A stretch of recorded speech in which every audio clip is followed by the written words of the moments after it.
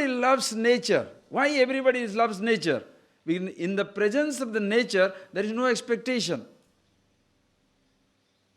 In the presence of the nature, there is absolutely no expectation. Beautiful mountain, lovely sky, beautiful sunrise, everything is beautiful. Until a thought comes, the mountain is nice, but if there are a little more trees, it would have been nice. Misery. The sunrise is beautiful, but a little cloud all over, miserable. Because you don't expect. You see the mountain, how it is? Beautiful. You don't say, 100 foot more will be nice. Huh? Only one bird, if 100 birds flying, it will be nice. You will be miserable. You accept nature as it is, that is why you are happy, being with yourself. But when it comes to another person, you never accept the other person as he is. You just smile like that, behave like that, talk like that, do like this, do like that. So who makes you miserable? Your expectation or people? No, people. No, don't. You are such a good boy, Your expectations. Are you getting that point, please? People are people. That is how the other person is. But you want to cultivate, you want to sculpt out a completely different sculpture of somebody who is already sculpted. And nobody wants to be chiseled again. Resistance. Naturally, if the other person wants to change you, how will you like it? Suppose you expect him to change, and he expects you not to expect him to change. How do you like it? That is how the relationship are in a permanent, togetherness, right? In one day you part, finish. Because somebody is expecting to change and you expect him not to expect him to change. Finished. The relationship goes in one day. Then my third, his fourth, his seventh, my eighth. You can go on 20th, 25th also, don't worry. Nothing will work because you are an incorrigible fellow. The problem is with you, not with that man or that woman. Nothing. Think. So please take that point. So when you are in the presence of somebody, you are happy. You say you're missing the person. At that moment, are you missing yourself or you are missing the person? You are only missing yourself. So when the person comes back, the thought goes away. You are with yourself. The thoughts as though, when you are not aware of yourself, the thoughts as though prevent you from being with yourself.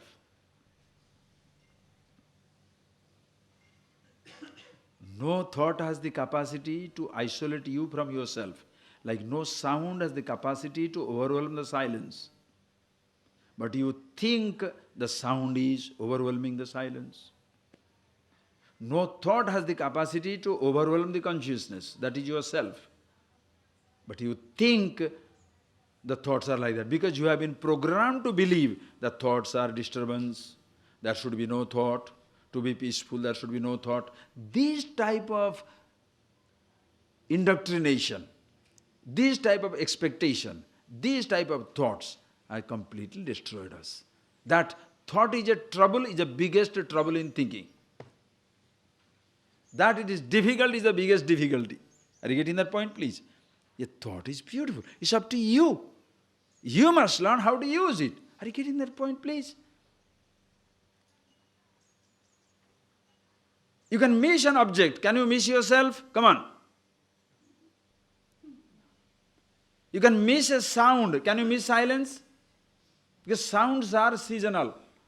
Sounds are limited. Sounds have got limitations. Suppose how much we may beg now. Swamiji, I want to hear little thunder. Now what thunder? This is winter season. Can I see some snow in summer? You must be nuts. You want to see space? Anytime. Anytime. There is no summer space, winter space, spring space. Space is not seasonal. Silence is not seasonal. Silence anytime. Is there winter silence? Summer silence? Spring silence? No. Sounds are a million kinds. Silence, one. Thoughts are of various kinds. Consciousness, yourself, happiness, one kind. So what is the question of missing it? You can't miss it. But when do you say you miss it? Because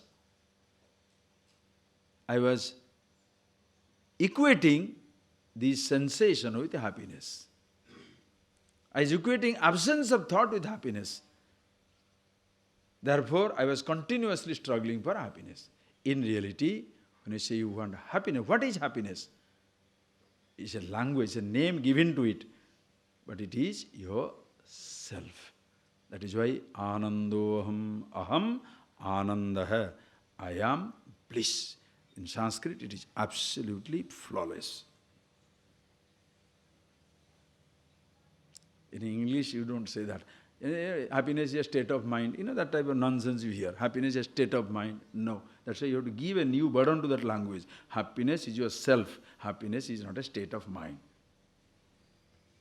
Anandoham, when you say Anandoham, it's not that I am Ananda state of mind. Useless. You can't even translate. Aham Ananda. I and bliss, one and the same. I am the immortal. I am the bliss. I am the happiness. Oh. So, everybody looks for happiness in life, right? And what is happiness? In yourself. So what are you looking for? Right, so can you stop without getting yourself in life? You can get anything, still your search will not stop because you have to find yourself. It's like this. See this example. See, this is moving now. Why is it moving? Why is it moving? Moving means what? Centripetal force. Centripetal, seeking the center. It is not seeking the center. That is why it is moving. And once it finds its center, will it move now? For what? It's there. Until you find yourself, you shall search for it. Nobody can stop you. That is why you don't have to teach people to seek for happiness. Natural. Everybody naturally looks for happiness. You don't have to teach somebody. What you can teach is prevent him from searching. Don't look for happiness here, it's only after death. No chance of happiness now. Believe in my God, only after death only you will be sitting in front of him, then only you will be happy. What a miserable state.